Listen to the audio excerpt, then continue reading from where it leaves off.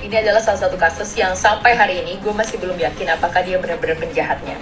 Dari SMA, gue diskusiin ini sama bokap gue dan kita yakin legit bahwa Jessica bukanlah pembunuhnya. Ini dari kuasa hukum Jessica ya. Jadi ibaratnya Pak Otto ini adalah pengacaranya Jessica. Kita ngomong dua kondisi. Kalau seandainya Jessica bukanlah pembunuhnya, dia udah mendekam di penjara dari 2016 berarti 7 tahun.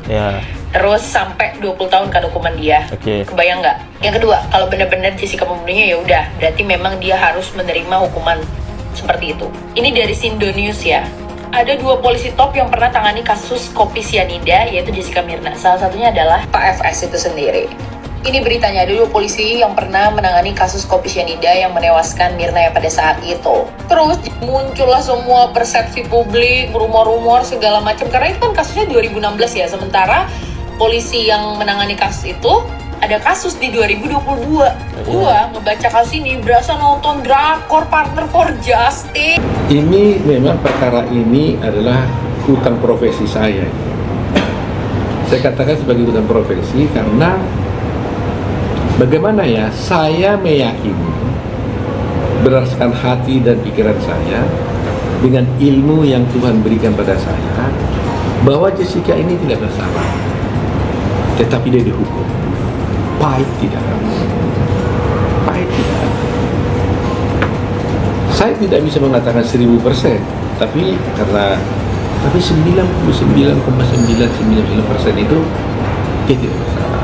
Saya merasa yakin benar bahwa si Mirna ini meninggal karena tidak wajar. Baik. Satu. Yang kedua, bahwa dia meninggalnya bukan karena cyanida.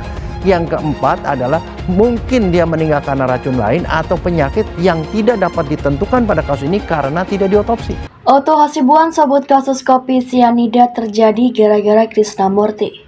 Otto Hasibuan, kuasa hukum dari Jessica Kumala Wongso, terpidana kasus pembunuhan berencana kopi cyanida, mengatakan bahwa kasus ini menjadi panjang dan rumit akibat Irjen Krisnamurti. Padahal menurut Otto, setelah ditemukan meninggal dunia, pihak keluarga Wayan Mirna Salihin telah berencana untuk segera menguburkan jenazah korban. Kalau dia langsung dikuburkan waktu itu, sudah selesai persoalan ini nggak ada. Kata Otto Hasibuan seperti dilihat dari YouTube Karni Ilyas Club, Jumat 6 Oktober 2023. Namun persoalan ini menjadi pelik setelah Krisnamurti yang saat itu menjabat sebagai Direktur Riset Kriminal Umum Polda Metro Jaya meminta orang tua Mirna yakni Edi Dermawan Salihin melakukan otopsi kepada jenazah putrinya. Saat itu Krisnamurti mengatakan kepada ayahnya Mirna, "Edi, anakmu diracuni," ungkapnya. Pada saat itu belum ada otopsi, belum ada pengambilan sampel. Lalu dari mana Krisnamurti berkesimpulan? Mendahului semua peristiwa, sambungnya. Akibat dorongan Krisnamurti, pihak keluarga Mirna akhirnya setuju untuk melakukan otopsi. Singkatnya, tibalah kasus ini ke tahap persidangan. Otto bercerita dalam persidangan saat itu dihadirkan seorang dokter ahli bernama Slamet. Kami tanya kepada dia, "Dokter Slamet, apa yang saudara lakukan?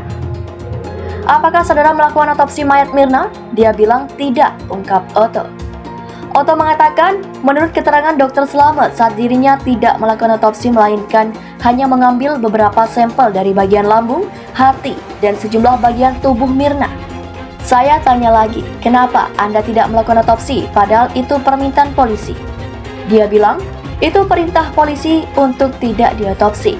Slamet mengatakan itu dalam persidangan. Mendengar jawaban Slamet, Otto merasa ada kejanggalan.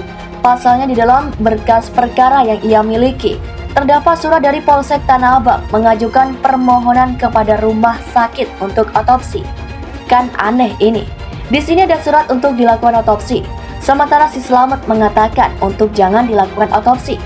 Saya menganalisa surat ini sebenarnya sampai nggak sih ke si Slamet? Atau bisa jadi surat ini nggak pernah dikirim, bebernya. Jadi ada 2 fakta, siapa di antara 2 ini yang berbohong kan soal surat menyurat ini. Tetapi faktanya jenazah Mirna tidak diotopsi, pungkasnya.